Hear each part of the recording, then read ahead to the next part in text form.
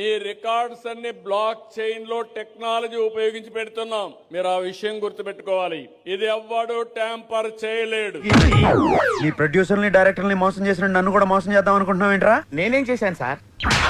కంగారెంతురా చెప్తాను కదా. రేయ్ దీని ఒరిజినల్ బాండ్రా. మనము టైటిలింగ్ యాక్ట్ లో బ్లాక్ చైన్ టెక్నాలజీ అని పెట్టాం sir, which is tamper proof. ఆ టైటిలింగ్ యాక్ట్ కూడా ఒకసారి చదువుకోండి. Yes, sir. We need to. Yes, we'll do that, sir. Blockchain will bring in, sir. అక్కడ కొంచెం ట్యాంపర్ ఎవరైనా చేయాలని అనుకుంటే కూడా చెయ్యాలని దురుద్దేశంతో ఆలోచన చేసినా కూడా చెయ్యలేని విధంగా నీ సిస్టమ్ ను డెవలప్ చేయాలి.